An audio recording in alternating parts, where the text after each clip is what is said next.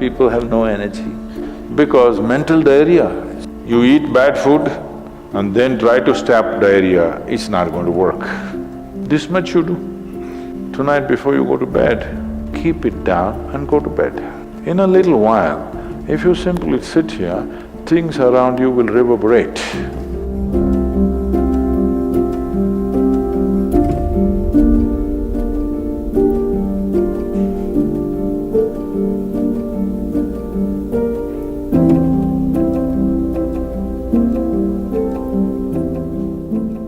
Is it possible to do it without using specific mudras, whatever? Yes. These are all small help, little assistance. You don't see a Shiva or a Krishna holding mudra and sitting like this, simply intense. Nor will you ever see me sitting like this. No, you will not see me practicing Shambhavi or this or that. If I just close my eyes for 20 seconds, I'm done. I'm ready for the day. So, this is all good help. But is it the only way to do it? No. You can simply sit. If you learn to simply sit, you'll become tremendously intense. Right now, your energy is simply expended by doing unnecessary, endless activity. When you have so much mental diarrhea, how can you have energy? Suppose you have diarrhea, do you see how weak you feel? Yes or no? Right now this mental diarrhea, that's why people have no energy. They want to just eat and sleep all the time because mental diarrhea is very exhausting. If you have physical diarrhea, you know how exhausting it is. Yes? This is also equally exhausting. People are sleeping 8 hours, 10 hours a day, not because they're working so much or their body is in such a bad state, it's just mental diarrhea. If you stop the mental diarrhea, there's enough energy to make this very, very intense. Now how do I stop mental diarrhea? If you have diarrhea, physical diarrhea, what is the first thing to do? Huh? What?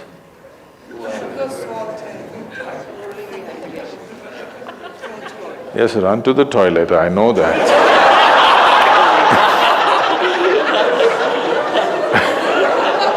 I'm saying as a corrective measure, what is the first thing you do?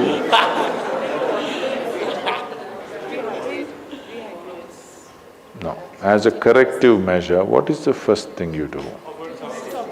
First thing is stop eating, right? Yes or no? But diarrhea means in some way we've eaten something that the body doesn't want. It's trying to throw it out. Yes? You've taken something inside which the body doesn't like, it wants to throw it out. First thing is, stay away from food for some time. You eat bad food and then try to stop diarrhea, it's not going to work. So similarly, bad food for the mind is just this. You have gotten identified with things that you are not. The moment you get identified with things that you are not, mental diarrhea is inevitable. It's bad food for the mind. Now it will run endlessly, do what you want. You do any damn meditation, you say Shiva, Rama, it's not going to stop. It's not stopped, isn't it? Because bad food is being eaten every day, you're getting identified with more and more things and you want to stop your mind, you do whatever kind of circus, it is not going to stop. If you disidentify with everything, if you understand what is you and what is not you, If you keep a little distance from that, mind will become still. If you want, you can use it, otherwise you can keep it.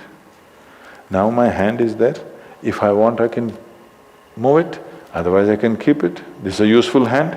Suppose it starts jumping like this. You clearly know there is some kind of an ailment, isn't it? Yes or no? So if hand is jumping, you know it's an ailment. If mind is jumping, is it an ailment or no? The ailment has come because continuous wrong diet. You tell your mind that I am this, I am this, I am that, I am that. It's having diarrhea. You stop giving it wrong food. If you clearly see what… even if you do not know what is me, at least you know what is not me, isn't it? This much you do. Tonight before you go to bed, sit on your bed and sit down and discount everything that is not you. This house in which you're living, is this me? No. This loving parent or mother, father, wife or husband or child, they're wonderful, but is this me? No. Now these nice clothes I'm wearing, is this me? No. Now my body, I like it, but is this me? No. Now I'm having so many thoughts, is this me? No. Now I'm having wonderful emotions, is this me? No. Like this, everything that's not you, before you sleep, keep it down and go to bed. Tomorrow morning, you will wake up considerably more intense than today. Every day you do it. In a little while, if you simply sit here, things around you will reverberate. Really. So I was in… a few years ago, couple of years ago, I was in America and this is a very typically American question. This lady comes up to me and she's very angry.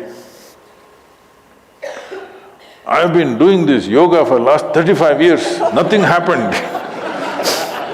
But you went and just sat on a rock and things happened to you. This is not fair. Where is the damn rock?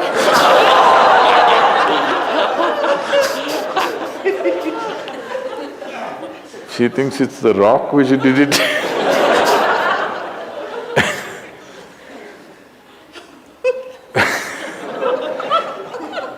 The only sadhana that I did in my life is, right from my very early age, though I was very actively involved with everybody around me, I never identified myself with my parents or my siblings or my endless number of friends or the society or the religion or the country or anything around me. Never identified. Not that I was not involved, I was very involved, very active. Even today I'm very active and involved, but not identified. If you don't identify with anything, there is enough energy in this to become intense. See, I want you to understand, your life energy right now in this body, how many things it's doing here as you're sitting here? Hello, do you know the complexity of activity it is doing? Every cell in the body, your liver, your kidney, your damn spleen and all kinds of stupid things that we cannot even figure even today. Yes? Just see as you sit here, how many things this energy is doing. Obviously it must be intense to do all this. You are not able to experience it because of diarrhea. When you have diarrhea, that's how you feel, isn't it? Yes or no? So that's how it is. Stop the diarrhea.